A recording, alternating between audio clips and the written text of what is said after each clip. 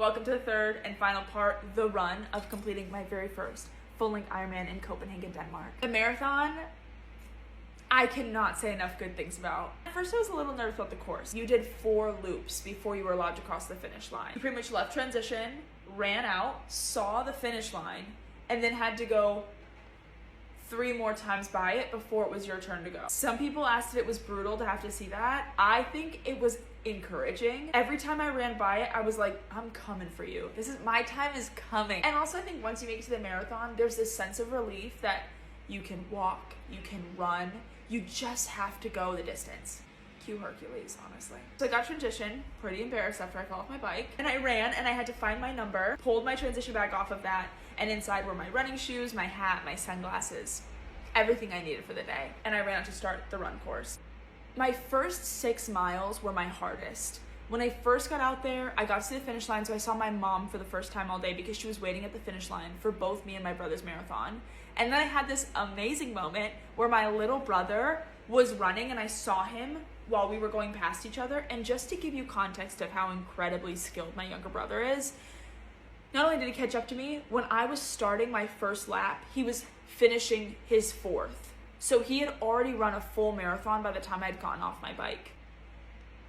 Insane. So there was a moment that we ran together just for a couple seconds. He gave me a high five. He said, I'm so proud of you. I can't believe you're here. I was like, you're doing it. He was picking up his last wristband, which I'll get to in a second, and I was picking up my first. Hi, sorry, I just got home from traveling all day, but I realized I didn't explain what the wristbands mean. The wristband is that with each lap, as you're running, there's a group of girlies that were holding open these little elastic bands, and you slip your hand into it, and each is a different color. It's how you keep track of what lap you're on. So that way, when they see all 4 colors on your wrist, they know that it's your time to cross the finish line. That's all that means. What I loved about this marathon is because it was 4 loops of the same area, you memorized what the course was. I just have to make it to the next aid station.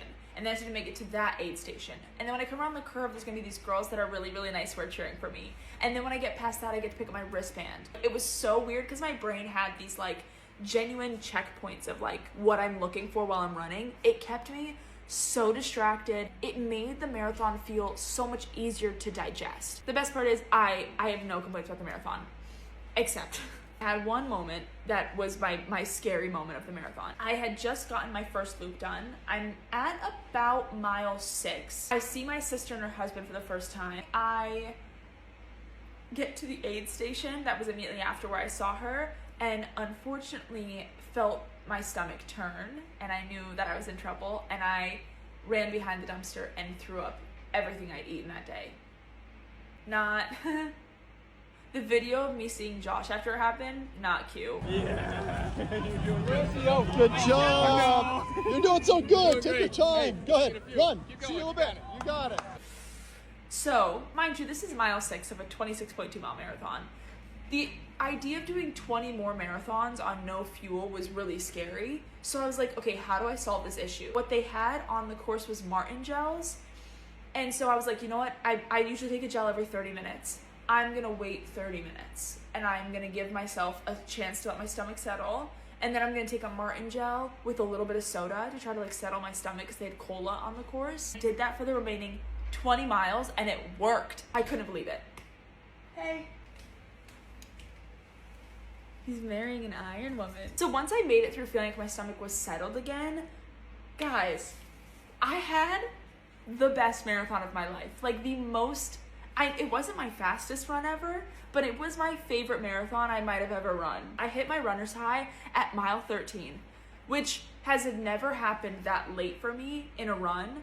And it was, maybe I have. I don't think I've ever negative split one of my marathons before. Maybe I did for LA Marathon, but guys, I negative split this marathon by 11 minutes and 11 seconds, which is insane. When I hit mile 20, it was my last loop before I could run the finish line, and I had so much gas in the tank. I had the best people cheering for me. Everyone, whether they were strangers or fans or friends or family, yelled the name on the bib, and it just felt like I was like being celebrated by everyone while I was running. Guys, I ran the whole marathon. The only time I stopped to walk was during the first 3 hours of aid stations. I walked them, but then on the final one, I was kind of like, I should kick up my speed a little bit, and I felt awesome. And then when I got to the finish line, I will never forget coming around that corner and seeing my whole family and Brew standing at the finish line and I came along the edge, and then I ran down the carpet, and there was a guy with a camera who ran with me, and I want to see that footage so bad. And then the first person I ran to hug was my mom, because I had seen her in the same spot for 4 hours. She did not move. She stood there and waited for me to get to the finish line. So I was like, I have to see her. But then as I backed up, the announcer put his arm around me and was like, Anna, you are an Ironman. Mind-boggling thing. Like, what do you mean? But then I looked at my brother, and for some reason I feel like my vision at this point, like, it was really hard to process what was going on. My brother I looked up at, and he was like, your timing chip's not done. Go to the finish line. Like, go finish this race. You have 30 seconds before your hour 13. And that wasn't really a goal of mine, but it did cross my mind. And that was like, if my training goes well, if my fueling goes well, if everything goes right, I could do a 12-hour Ironman. And I did. I crossed the finish line at 12 hours, 59 minutes.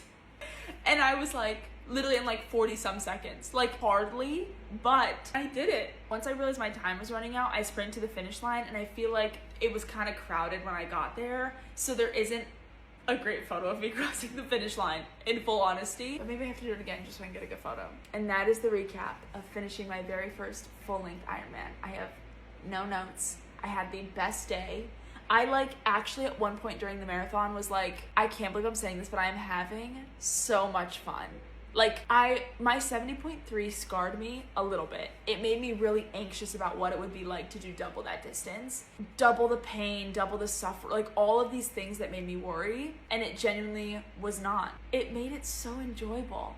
And like, holy crap, my body is so strong. I did that. That's so far. So I think that's like a big thing. It like opens my eyes to being like so grateful for like movement and the people who are cheering and seeing a city I've never seen at this capacity before. Oh, coolest day of my life. I can't wait to tell my kids about this one day. I'm an Ironman.